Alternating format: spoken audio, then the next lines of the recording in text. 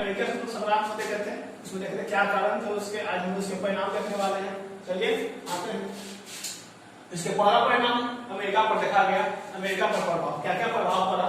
तो अमेरिका का पहला प्रभाव यही पड़ा कि जो अमेरिका जो था, जो अमेरिका में 13 उपनिवेश थे इंग्लैंड के, उन्होंने आपस में मिलकर जो इंग्लैंड के खिलाफ लड़ा था और स्वतंत्रता संग्राम में जीत हासिल की थी, उन 13 उपनिवेशों ने मिलकर एक बड़े से राष्ट्र की स्थापना किया, जो इसका नाम था संयुक्त राज्य अमेरिका। ठीक है। 1787 ईस्वी में क्या होता है, जब ये आजाद होता है तो इसमें संविधान निर्माण की प्रक्रिया शुरू हो जाती है और इन 13 उपनिवेशों ने मिलकर 1787 ईस्वी में अपना खुद का संविधान लिख लेते हैं। और ठीक है, संविधान बनाया और इस संविधान को 2 साल बाद क्या करता है, 1789 में अमेरिका में अपना संविधान को अपने देश में लागू करता है और लागू होने के साथ जॉर्ज वाशिंगटन को क्या बनाया जाता है, राष्ट्रपति बनाया जाता है। जॉर्ज वाशिंगटन क्या बनते हैं, अमेरिका के प्रथम राष्ट्रपति बनते हैं। चलिए आगे बढ़ते हैं। प्रथम जनतंत्र की स्थापना। अमेरिका को आजाद हो गया था, संविधान भी बना लिया था, लेकिन कैसा देश था, उनका शासन कैसा था? तो उनका शासन था जनतंत्र यानी लोकतंत्र, यानी उन्होंने अपने यहाँ क्या स्थापित किया, लोकतंत्र। और यह एक विभाजन रेखा मानी जाती है क्योंकि पूरे विश्व में उस टाइम राजतंत्र चल रहा था और एक अमेरिका ऐसा देश था जिसने राजतंत्र से अलग होकर कहा क्या चीज का स्थापना किया था, जनतंत्र का स्थापना किया था। और इस बात को याद करना है तो विश्व में सबसे पहले जो जनतंत्र की स्थापना हुई है वो अमेरिका में हुआ। ठीक है, आगे थर्ड नंबर, औद्योगिक क्रांति का प्रारंभ। संग्राम के समय युद्ध के लिए अमेरिकी सेना हो, फ्रांसीसी सेना जो अमेरिका का सहयोग कर रही थी, या फिर इंग्लैंड की सेना, सभी के लिए हथियार और बाकी जो जरूरत थी, तो इंग्लैंड ने अमेरिका में बहुत सारे कल कारखाने स्थापित किया था, जैसे जिसके कारण वहां औद्योगिक अनुभव और उद्योग का विकास हुआ था। तो यही से आपका अमेरिकी स्वतंत्रता संग्राम से ही औद्योगिक क्रांति का प्रभाव, औद्योगिक क्रांति की शुरुआत हो जाती है अमेरिका में। ठीक है। समाज पर प्रभाव। अमेरिका में 2 तरह के लोग रहने वाले थे तो सारे इंग्लैंड के, कुछ अमेरिका के थे पर सारे इंग्लैंड वासी थे। कुछ गणतंत्र यानी जनतंत्र का समर्थन करने वाले थे, कुछ राजतंत्र का समर्थन करने वाले थे। और अमेरिका में जनतंत्र की स्थापना हो चुकी थी, लेकिन जो जनतंत्र की स्थापना हो चुकी थी, वहां की आबादी जो थी, अधिकतर आबादी जनतंत्र को मानने लगी थी। लेकिन जो राजभक्त, जो राजतंत्र को समर्थन करते थे, उनको वहां रहना क्या हो गया, दुभर हो गया, वो रहना बहुत कठिनाई हो गया। तो जो राजतंत्र को मानने वाले लोग थे, उनको कहां जाना पड़ा, बगल के देश अमेरिका का पड़ोसी देश है कनाडा, उनको वहां जाना पड़ता है। ठीक है, ये था हमारा अमेरिका पर प्रभाव। अब आते हैं इंग्लैंड पर प्रभाव। स्वतंत्रता संग्राम तो हुआ तो इंग्लैंड के साथ ही, इंग्लैंड पर प्रभाव पड़ेगा ही। तो देखिए, जब अमेरिका के साथ इंग्लैंड की हार पर संग्राम हार जाता है, तो वो क्या करता है, उसे सीखता है और औपनिवेशिक नीति में परिवर्तन करता है। पहले इसकी औपनिवेशिक नीति काफी दर्दनाक दयनीय थी, बहुत निरंकुशता थी, पर इसमें निरंता बढ़ता है और जो इसको उपनिवेश देश हैं उनके साथ मित्रवत व्यवहार करना शुरू करता है, मित्रवत व्यवहार शुरू करता है।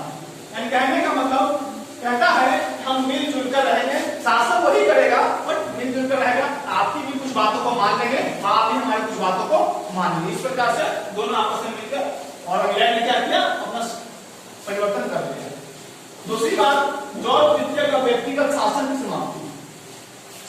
संग्राम के समाप्त होते ही इंग्लैंड में जॉर्ज तृतीय के खिलाफ विद्रोह छिड़ जाता है। लोग उसकी बातों को नहीं मानते, देखते हैं कि इसकी शासन में हमने अमेरिका जैसे बड़े कुबेर का खजाना समझिए उसको खो दिया है। ठीक है, इसी तरह जिसके कारण जॉर्ज तृतीय के प्रति इंग्लैंड के वासियों में विद्रोह की भावना उत्पन्न हो जाती है और जॉर्ज तृतीय को क्या किया जाता है, अपने उसके पद से अपदस्थ कर दिया। जो राष्ट्रपति के पद पर बैठा हुआ था या शासक के पद पर बैठा हुआ था, उसको वहां से हटा दिया जाता है। ठीक है, और जॉर्ज नॉर्थ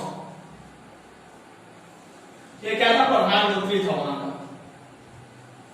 ठीक है, प्रधानमंत्री।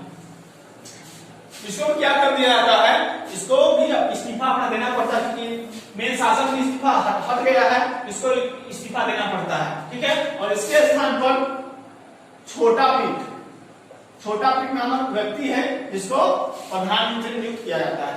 और ये जो है जनतंत्र का समर्थन करता था, और तो इंग्लैंड में भी जनतंत्र की हवा तेज हो गई। आगे बढ़ते हैं कैबिनेट प्रणाली का विकास। जब जो छोटा पीठ गद्दी में बैठता है, प्रधानमंत्री बनता है, और लोगों की मांग थी कैबिनेट बने कि शक्तियों का बंटवारा हो, जो शक्ति एक शासक के हाथ में होती, शासक जो चाहता था वो करता था, उसका बंटवारा हो, और लोगों के बीच शक्तियों का बंटवारा हो जाए, लोग अपने मन से भी लोग जनता के बारे में नेता लोग सोचने लगे। इस तरह से कैबिनेट प्रणाली का विकास किया गया। वैदेशिक व्यापार एवं अर्थव्यवस्था की क्षति पहुंचा। वैदेशिक व्यापार करने के लिए सामान चाहिए, जो कि उसको अमेरिका से मिलता था, और उसने अमेरिका को खो चुका था, इसलिए उसको व्यापार करने के लिए विदेशों से दूसरे व्यापार करने के लिए कुछ था नहीं, इसीलिए वैदेशिक व्यापार की हानि तो हुई, और साथ ही साथ अर्थव्यवस्था को काफी क्षति पहुंचा, क्योंकि बिजनेस करेगा नहीं तो फायदा होगा नहीं, जब फायदा नहीं होगा क्या होगा, अर्थव्यवस्था को क्षति पहुंचेगी, अर्थव्यवस्था कमजोर होने लगेगी। आगे बढ़ते हैं, इंग्लैंड में सुधार। इंग्लैंड में भी काफी सुधार देखने को मिला। युद्ध के बाद इंग्लैंड में सुधार होने लगा। 1782 में आयरलैंड को क्या किया गया, आयरलैंड में विरोध होने लगा। विरोध नहीं, मतलब अमेरिका से सीखा था इंग्लैंड, तो उसमें कुछ ढील दिया, और इंग्लैंड 1782 में क्या होता है, आजाद होता है। इंग्लैंड से आयरलैंड क्या होता है, आजाद होता है। उसके बाद 1793 में क्या होता है, कैथोलिक चर्च, तो कैथोलिक आयरिश थे, आयरलैंड के निवासी को आयरिश कहा गया है, जो कैथोलिक चर्च को मानने वाले लोग थे, उनको मत का अधिकार दिया गया। क्या दिया गया है, मत का अधिकार दिया गया है, ठीक है। उसके बाद 1800 में पेरिस को मत का अधिकार दे दिया, आयरलैंड को आजाद कर दिया गया। लेकिन बाद में पुनः 1800 की बात करते हैं, सन 1800 में आयरलैंड की संसद को क्या कर लिया जाता है, पुनः ब्रिटिश संसद में मिला दिया जाता है। चलिए फिर जैसे देखते हैं, यहाँ पर एक बात थी, अमेरिका तो बन गया, जनतंत्र ही बन गया, लेकिन अब वोट देने का अधिकार वयस्क को, तो वोट देने का अधिकार था अमेरिका में,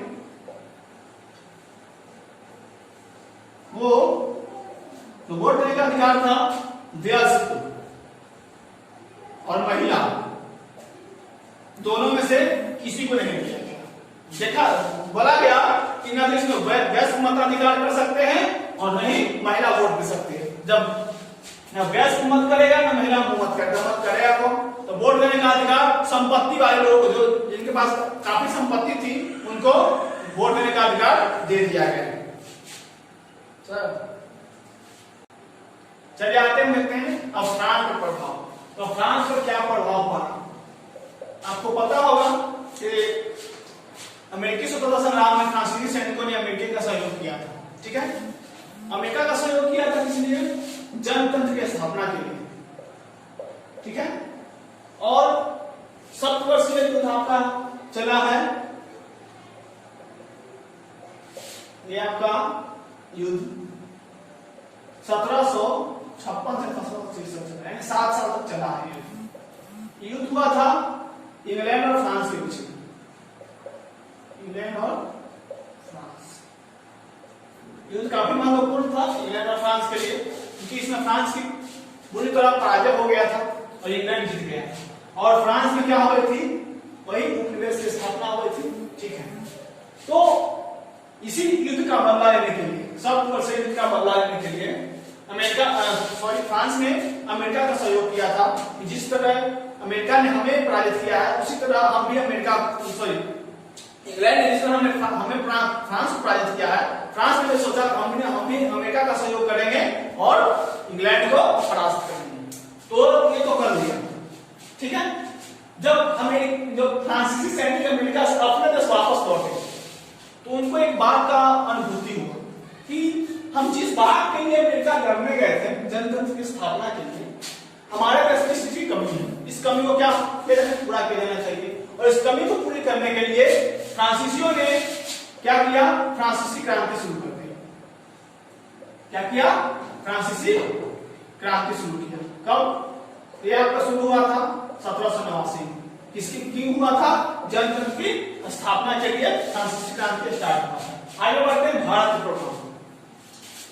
भारत का प्रभाव, फ्रांसीसी क्रांति का प्रभाव पड़ा भारत पर। क्यों, क्योंकि फ्रांसीसियों ने अमेरिका को पूरी तरह से पराजित किया था अपने क्रांति के माध्यम से। और भारत में भी फ्रांसीसियों का उपनिवेश था। ठीक है, कुछ क्षेत्र पर फ्रांसीसियों का कब्जा था, लेकिन भारत के अधिकतर क्षेत्र पर अंग्रेजों का कब्जा था। लेकिन कुछ क्षेत्र पर आपका फ्रांसीसियों का कब्जा था। उस क्षेत्र को हड़पने के लिए, जब मान लिया जाए ये फ्रांस का उपनिवेश है और बाकी जो ये वाला पार्ट है आपका इंग्लैंड का उपनिवेश है, यहां पर इंग्लैंड का उपनिवेश है।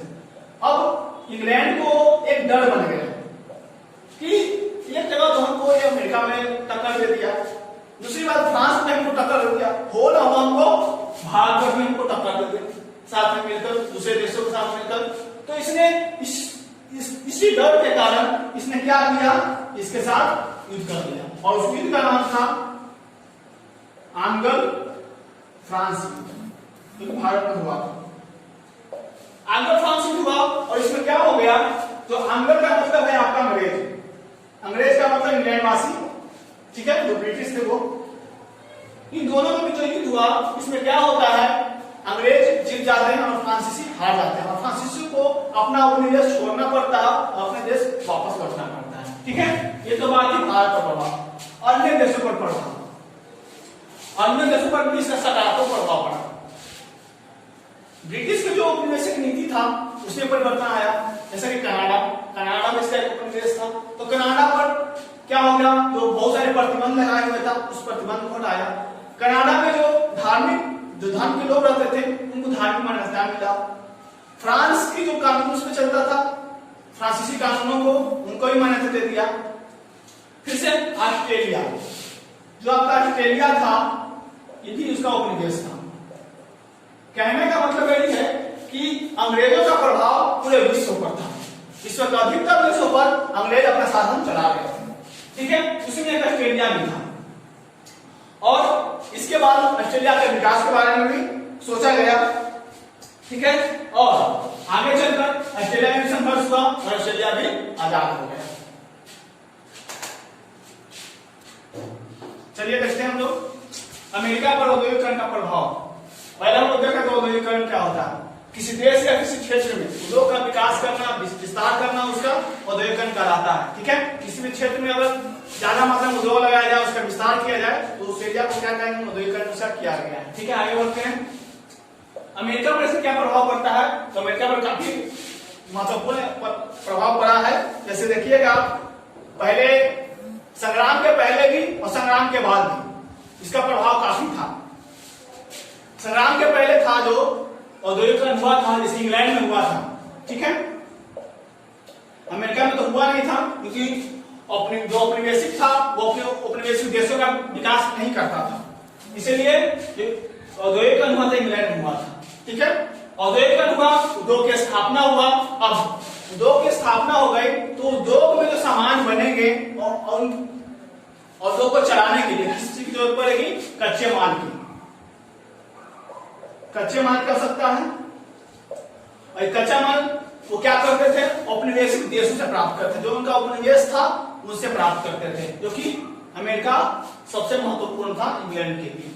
और यहां से क्या होता था, संग्राम के पहले कच्चे माल की पूर्ति हो जाती थी।